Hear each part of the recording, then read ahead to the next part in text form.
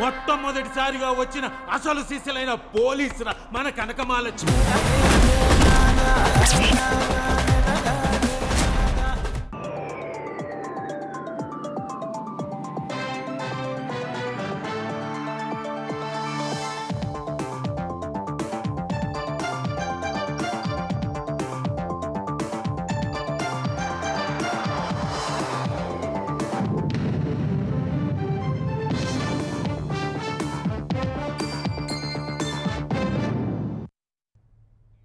నమస్కారం, ETV news కి స్వాగతం. ముందుగా ముఖ్యాంశాలు. హైదరాబాద్ లో మరోసారి కుండపోత వర్షం, చెరువులను తలపించిన రహదారులు, తీవ్ర ఇబ్బందులు పడ్డ ప్రజలు.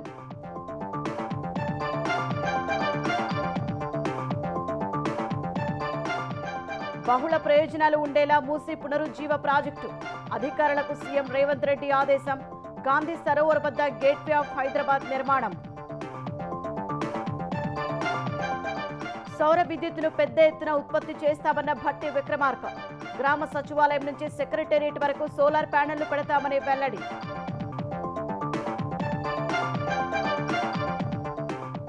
ఏపీలో మహిళల ఉచిత బస్సు ప్రయాణంపై ముమ్మర కసరత్తు. 8,458 బస్సుల్లో పథకం అమలయ్యేలా ఏర్పాట్లు.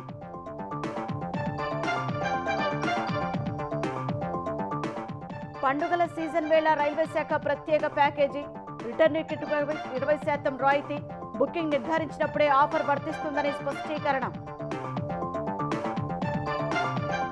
ఓట్లు చోరీకి గురయ్యాయన్న రాహుల్ గాంధీ వ్యాఖ్యలపై ఈసీ ఆగ్రహం. ఆరోపణలపై డిక్లరేషన్ ఇవ్వాలని ఆదేశం, లేదంటే క్షమాపణ చెప్పాలని డిమాండ్. ఈ నెల 15న ట్రంప్ పుతిన్ భేటీ, యుద్ధం ముగింపుపై చర్చిస్తామని అమెరికా అధ్యక్షుడి వెల్లడి. స్వాగతించిన భారత్.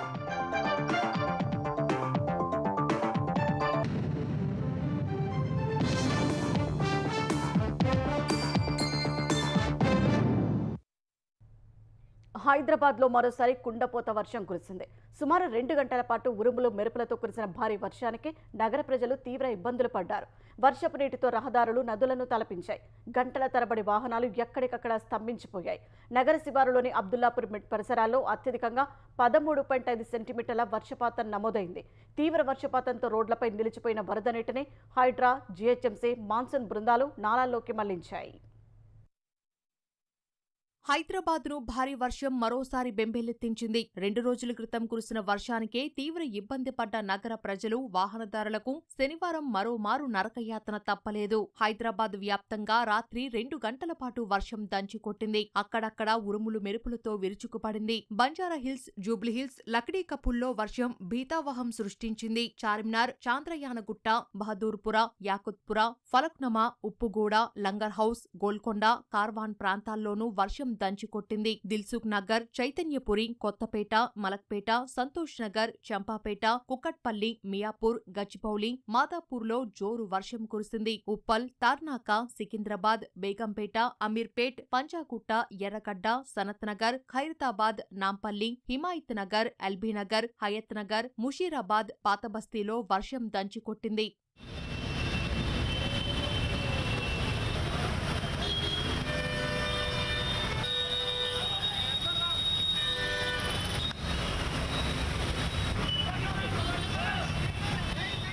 వర్షం ధాటికి ముషీరాబాద్లోని బాపూజీనగర్లో వరద నీరు ఉధృతంగా ప్రవహించింది. సైదాబాద్ రెడ్డి కాలనీలో రోడ్లపై భారీగా వరద నీరు చేరగా స్థానికులు బయటకు వెళ్లడానికి ఇబ్బంది పడ్డారు. కర్మాన్ ఘాట్ నుంచి సైదాబాద్ వైపు వెళ్లే రహదారిపై ట్రాఫిక్ జామ్ అయింది. చంపాపేట డీమార్ట్ వద్ద రోడ్డుపై వర్షపు నీరు చేరడంతో రాకపోకలకు అంతరాయం కలిగింది. మలక్పేట రైల్వే స్టేషన్ వద్ద రహదారిపై భుజం లోతు వర్షపు నీరు చేరడంతో స్థానికుల ఇక్కట్లు ఎదుర్కోవాల్సి వచ్చింది. హైదరాబాద్ విజయవాడ హైవేపై పలుచోట్ల భారీగా వర్షపు నీరు చేరింది. పెద్దంబర్పేట నుంచి హైదరాబాద్ సిటీలోకి వెళ్లే రోడ్డుపై వాహనాలు నిలిచిపోయాయి. భాగ్యలత వద్ద నీటి నిల్వతో వాహనాలు నెమ్మదిగా కదిలాయి.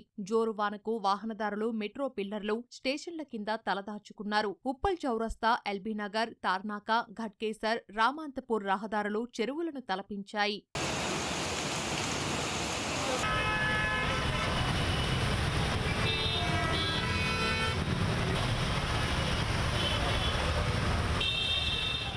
భారీ వర్షానికి అమీర్పేట వద్ద రహదారిపై వరద చేరగా ఆ నీటిలో ఓ అంబులెన్సు చిక్కుకుంది. ఘటనా స్థలికి చేరుకున్న హైడ్రా సిబ్బంది అంబులెన్సును బయటకు తోశారు. యూసఫ్ కూడా శ్రీకృష్ణానగర్లో వరద నీటితో ఇబ్బంది పడిన స్థానికులను హైడ్రా సిబ్బంది రక్షించారు. మియాపూర్ నుంచి ఎల్బీనగర్ వెళ్లే రహదారి ఇరువైపులా ట్రాఫిక్ స్తంభించింది. ఎర్రమంజిల్ ప్రధాన కూడలి వద్ద వర్షపు నీరు జోరుగా ప్రవహించడంతో రహదారులు నదులను తలపించాయి. వరద నీటితో హుస్సేన్ సాగర్ నిండుకుండలా మారింది. నగరంలో వర్షం సమాచారం ముందుగానే తెలుసుకున్న హైడ్రా, డీఆర్ఎఫ్ బృందాలు సమస్యాత్మక ప్రాంతాలకు చేరుకున్నాయి. అప్రమత్తంగా ఉండి సహాయక చర్యల్లో నిమగ్నమయ్యాయి. కల్వర్టుల వద్ద వరదలో కొట్టుకొచ్చిన చెత్తను తొలగిస్తూ ప్రవాహానికి ఎలాంటి ఆటంకం లేకుండా జాగ్రత్త పడ్డాయి. రహదారులపై చెట్లు పడిపోగా వెనువెంటనే వాటిని తొలగించే పనులను హైడ్రా అధికారులు చేపట్టారు. వరద నీరు తొలగించేందుకు భారీ మోటార్లు వినియోగించారు. తెలంగాణలోని పలు జిల్లాల్లోనూ కుండపోత వాన కురిసింది. నారాయణపేట జిల్లా మక్కల్ నియోజకవర్గంలో పలు గ్రామాలకు రాకపోకలు నిలిచిపోయాయి. కృష్ణ మండలం గూడూరు దగ్గర ఈదురుగాలులతో కూడిన వర్షానికి రహదారిపై చెట్టు విరిగిపడి ప్రయాణికులు తీవ్ర ఇబ్బందులు పడ్డారు. సంగమండ జలాశయానికి భారీగా వరద ఉచ్చి చేరింది. భద్రాచలంలో ఉరుములు మెరుపులతో కూడిన భారీ వర్షం కురిసింది. వీధులు, రహదారులు జలమయమయ్యాయి. వాహనాల రాకపోకలకు తీవ్ర ఆటంకం ఏర్పడింది. భద్రాద్రి శ్రీ సీతారామచంద్రస్వామి వారి ఆలయం వద్ద గల అన్నదాన సత్రం ఎదుట రోడ్డుపై మోకాళ్ల లోతు నీరు చేరింది. దీంతో సత్రంలోని టేబుళ్లు, పాత్రలు వర్షపు నీటిలో తడిచాయి. బహుళ ప్రయోజనాలు ఉండేలా మూసీ పునరుజ్జీవ ప్రాజెక్టు అత్యంత అధునాతనంగా నిర్మించాలని ముఖ్యమంత్రి రేవంత్ రెడ్డి ఆదేశించారు. తాగునీరు, వరద నిర్వహణకు ఉపయోగపడేలా ప్రణాళిక చేయాలని సూచించారు. గాంధీ సరోవర్ వద్ద వారార్పై గేట్వే ఆఫ్ హైదరాబాద్ స్వాగత తోరణం ఏర్పాటు చేయాలని చెప్పారు. బాపుఘాట్ వద్ద ప్రపంచంలోనే అత్యంత ఎత్తైన ఐకానిక్ టవర్ నిర్మించాలని తెలిపారు. 2 నెలల్లో టెండర్లు పిలిచేలా వేగంగా చర్యలు తీసుకోవాలని అధికారులను సీఎం ఆదేశించారు. మూసీ పునరుజ్జీవ ప్రాజెక్టుపై అధికారులకు సీఎం రేవంత్ రెడ్డి కీలక ఆదేశాలు జారీ చేశారు. మూసీ పునరుజ్జీవ ప్రాజెక్టు ఓఆర్ఆర్ వరకు కోర్ అర్బన్ సిటీలో అనేక ప్రయోజనాలు ఉండేలా డిజైన్ చేయాలన్నారు. హైదరాబాద్లో తాగునీరు, వరద నిర్వహణకు ఉపయోగపడేలా మూసీ పునరుజ్జీవ ప్రాజెక్టును రూపొందించాలన్నారు. వివిధ దేశాల్లో అమల్లో ఉన్న రివర్ ప్రాజెక్టు నమూనాలు పరిశీలించాలని చెప్పారు. హిమాయత్ సాగర్ గాంధీ సరోవర్ దగ్గర ఓఆర్ఆర్ పై గేట్వే ఆఫ్ హైదరాబాద్ నిర్మించాలని సూచించారు. ఓఆర్ఆర్ కు ఒకవైపు ఎకో థీమ్ పార్క్ అభివృద్ధి చేసి మరోవైపు బాపుఘాట్ వద్ద ప్రపంచంలోనే అత్యంత ఎత్తైన భారీ ఐకానిక్ టవర్ నిర్మించాలని ఆదేశించారు. ఎకో థీమ్ పార్క్ నుంచి ఐకానిక్ టవర్ కు చేరుకునేందుకు వీలుగా ఎలివేటెడ్ గేట్వే నిర్మించి దాన్ని గేట్వే ఆఫ్ హైదరాబాద్ గా డిజైన్ చేయాలని నిర్దేశించారు. బాపుఘాట్ చుట్టూ ప్రాంతాన్ని వరల్డ్ క్లాస్ జోన్ గా ఆకట్టుకునేలా డిజైన్ చేయాలని చెప్పారు. హిమాయత్ సాగర్ వద్ద అప్రోచ్ రోడ్ నుంచి అత్తాపూర్ వైపు వెళ్లేందుకు కొత్త ఫ్లైఓవర్ నిర్మించాలని సూచించారు. గాంధీ సరోవర్ చుట్టూ కనెక్టివ్ కారిడార్ లా కొత్త ఫ్లైఓవర్ ఉండాలని తెలిపారు. ఎయిర్పోర్ట్ నుంచి నేరుగా గాంధీ సరోవర్ కు చేరుకునేలా ఫ్లైఓవర్ ఉండాలన్నారు. గాంధీ సరోవర్ వద్ద ఐకానిక్ టవర్ ఎంత ఎత్తులో నిర్మించవచ్చని అధ్యయనం చేయాలన్నారు. ఉస్మాన్ సాగర్, హిమాయత్ సాగర్ జంట జలాశయాలు హైదరాబాద్ నగర తాగునీటి అవసరాలు మరింత తీర్చేలా ప్రణాళిక చేయాలన్నారు. మూసీ పరివాహక ప్రాంతానికి ఇరువైపులా స్థలం వృధా కాకుండా అండర్ గ్రౌండ్ లో భారీ వాటర్ స్టోరేజీ సంపులు నిర్మించి అక్కడి నుంచి వాటర్ ట్రాన్స్పోర్ట్ జరిగేలా ఏర్పాట్లు చేయాలన్నారు. గాంధీ సరోవర్ ను అంతర్జాతీయ స్థాయిలో అభివృద్ధి చేసేందుకు వాటర్ ఫ్లో స్టడీస్ పక్కాగా చేసుకోవాలని అధికారులను అప్రమత్తం చేశారు. 2 నెలల్లో టెండర్లు పిలిచేందుకు వీలుగా పనుల వేగం పెంచాలని సీఎం ఆదేశించారు. హైదరాబాద్ లో వరద నీటితో ఇబ్బందులకు చెక్ పెట్టేలా మూసీ పునరుజ్జీవ ప్రాజెక్టుకు ప్రణాళిక చేయాలని తెలిపారు. హుస్సేన్ సాగర్, దుర్గం చెరువు, మీరాలం ట్యాంకుతో పాటు నగరంలోని జలాశయాలు, నాలాలను మూసీకి అనుసంధానం చేయాలని సూచించారు. సౌర విద్యుత్ను పెద్ద ఎత్తున ఉత్పత్తి చేయాలని మంత్రివర్గం స్పష్టమైన విధాన నిర్ణయం తీసుకుందని తెలంగాణ ఉప ముఖ్యమంత్రి భట్టి విక్రమార్క అన్నారు. ప్రభుత్వ భవనాలపై సోలార్ పవర్ ప్లాంట్ల ఏర్పాటు, ఇందిరా సౌర గిరిజన వికాస పథకం అమలుపై సచివాలయం నుంచి జిల్లా కలెక్టర్లతో భట్టి సమీక్ష నిర్వహించారు. గ్రామ పంచాయతీ భవనం మొదలుకొని సెక్రటేరియట్ వరకు అన్ని ప్రభుత్వ కార్యాలయాలపై సోలార్ ప్యానెళ్లు ఏర్పాటు చేసి పెద్ద ఎత్తున విద్యుత్ ఉత్పత్తి చేయనున్నట్లు తెలిపారు. వారంలోపు కలెక్టర్లంతా ప్రశ్నావళిని పూర్తి చేసి విద్యుత్ శాఖ ప్రిన్సిపల్ సెక్రటరీ కార్యాలయానికి పంపాలని అధికారులను ఆదేశించారు. నీటిపారుదల శాఖ, రోడ్లు భవనాల శాఖ పరిధిలోని ఖాళీ స్థలాల వివరాలు పంపాలని సూచించారు. ఇందిరా సౌరగిరి జల వికాస పథకం ద్వారా ఉచితంగా సోలార్ పంపు సెట్లు ఏర్పాటు చేయనున్నట్లు డిప్యూటీ సీఎం కలెక్టర్లకు వివరించారు. పథకం అమలులో కలెక్టర్లు ఎక్కడ అలసత్వం ప్రదర్శించకుండా వారంలో వివరాలు పంపించాలని స్పష్టం చేశారు. ఏపీలో ఆగస్టు 15 నుంచి ప్రారంభం కానున్న మహిళలకు ఉచిత బస్సు ప్రయాణ పథకం అమలు ఏర్పాట్లలో అధికారులు నిమగ్నమయ్యారు. మొత్తం 74% అంటే 8,458 బస్సుల్లో మహిళలకు ఉచిత ప్రయాణం కల్పించనున్నారు. దీంతో రద్దీ భారీగా పెరిగే అవకాశం ఉండటంతో దానికి తగ్గట్లు ఏర్పాట్లపై కసరత్తు చేస్తున్నారు. ఆన్ కాల్ డ్రైవర్లను పెంపు, కండక్టర్లకు కొద్ది రోజుల పాటు డబుల్ డ్యూటీలు వేసేందుకు చర్యలు తీసుకుంటున్నారు.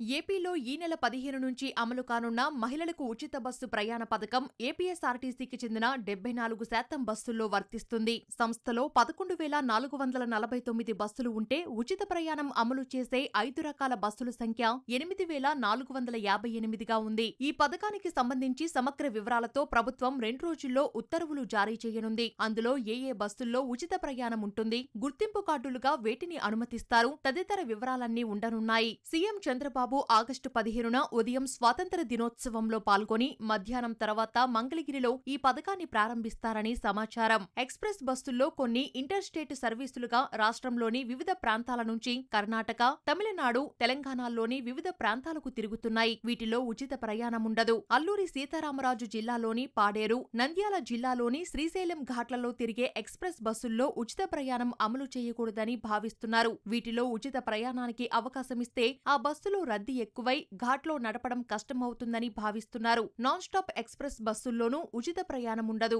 డ్రైవర్ల కొరత ఉండటంతో ప్రతి డిపోలో ఏ రోజుకా రోజు తీసుకునే తాత్కాలిక డ్రైవర్ల సంఖ్యను పెంచనున్నారు. ఆయా జిల్లాల ప్రజా రవాణా శాఖ అధికారులు ఈ మేరకు ఆన్ కాల్ డ్రైవర్లను తీసుకుంటున్నారు. కొన్ని డిపోల పరిధిలో కండక్టర్లు తక్కువగా ఉన్నారు. అక్కడ ఇతర విధులు నిర్వహిస్తున్న కండక్టర్లకు ఓడీ రద్దు చేయనున్నారు. కొన్ని బస్టాండ్లలో నాన్ స్టాప్ బస్సులకు టికెట్లు జారీ చేసే గ్రౌండ్ బుకింగ్ కేంద్రాల్లో కండక్టర్లు ఉన్నారు. వీరికి బస్సుల్లో డ్యూటీలు వేయనున్నారు. కొద్ది రోజులు డబుల్ డ్యూటీలు చేయాలని డిపో మేనేజర్లు కండక్టర్లను కోరుతున్నారు. మహిళలకు ఉచిత ప్రయాణం వల్ల బస్సుల్లో పురుష ప్రయాణికులు తగ్గే అవకాశం ఉంటుందని అధికారులు అంచనా వేస్తున్నారు. ప్రస్తుతం 60% పురుషులు, 40% మహిళలు ప్రయాణిస్తున్నారు. ఉచిత ప్రయాణ పథకం అమలుతో పురుషుల సంఖ్య 33% తగ్గి మహిళల సంఖ్య 67% పెరుగుతుందని భావిస్తున్నారు. పురుష ప్రయాణికులు తగ్గడంతో ఆర్టీసీకి ఏడాదికి 288 కోట్లు రాబడి తగ్గుతుందని అంచనా వేస్తున్నారు. మహిళా ప్రయాణికులకై ఛార్జీల విలువ ఏడాదికి 1,453 కోట్లుగా లెక్కించారు. ఈ పథకం అమలుతో నిర్వహణ ఖర్చులు అదనంగా 201 కోట్ల వరకు పెరగనున్నాయి. మొత్తంగా కొత్త పథకం వల్ల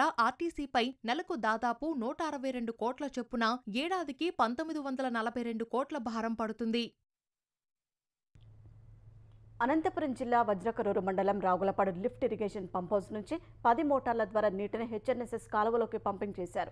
హంద్రడివా కాలువను వెడల్పు చేసి రాగులపాడు పంప్హౌస్ నుంచి 10 మోటార్లతో నీటి పంపింగ్ చేసేలా చర్యలు తీసుకున్న ముఖ్యమంత్రి చంద్రబాబుకు మంత్రి పయ్యావుల కేశవ్ కృతజ్ఞతలు తెలిపారు. హెచ్ఎన్ఎస్ఎస్ కాలువలకి పుష్కలంగా నీరు రావడం చాలా సంతోషంగా ఉందన్నారు. ఈ సందర్భంగా రాగులపాడు పంప్హౌస్ నుంచి 10 మోటార్లతో నీటి పంపింగ్ చేసే వీడియోను సీఎం చంద్రబాబుకు పయ్యావుల కేశవ్ పంపించారు.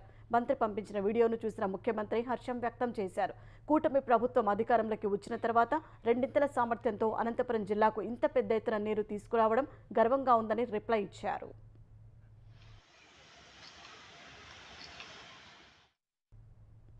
పండుగల సీజన్ మొదలైన సందర్భంగా రైల్వే శాఖ రౌండ్ ట్రిప్ ప్యాకేజీ పేరుతో కొత్త పథకాన్ని ప్రవేశపెట్టింది.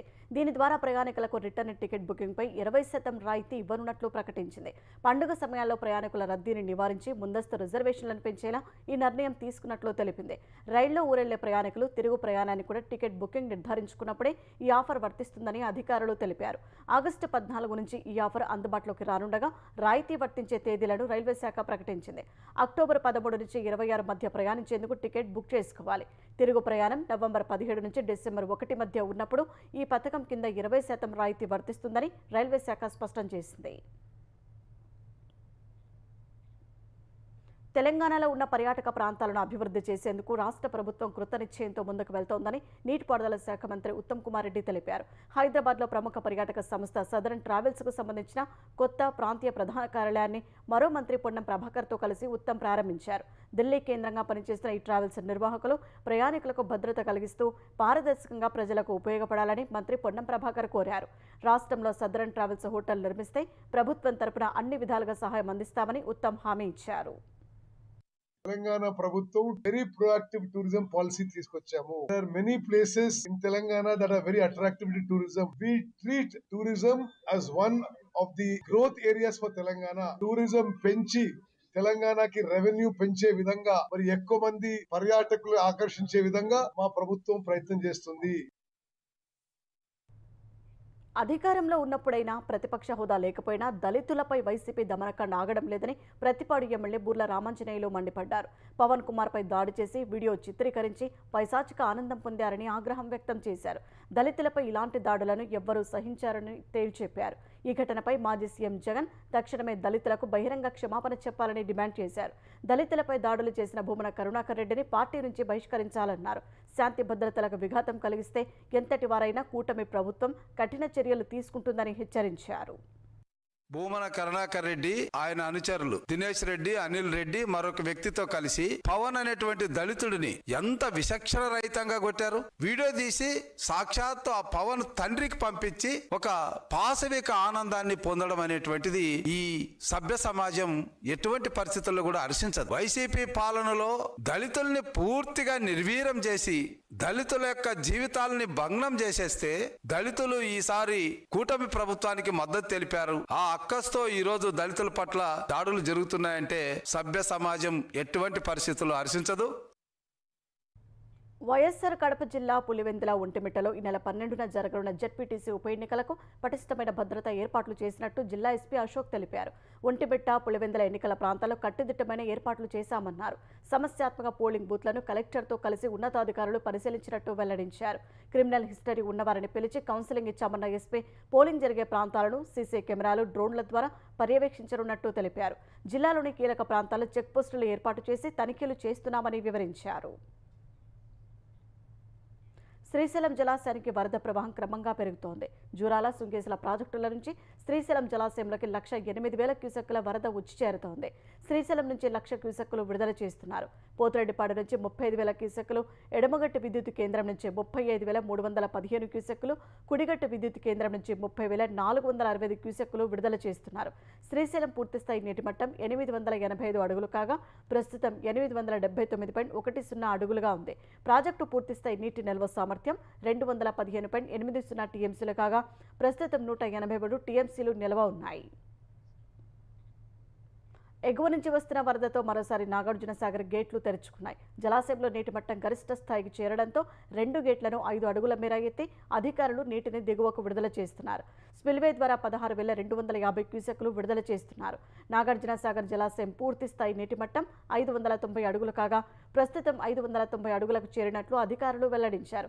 జలాశయంలోకి ఇన్ఫో 65,356 క్యూసెక్కులు ఉంటే 44,606 క్యూసెక్లను దిగువకు విడుదల చేస్తున్నారు.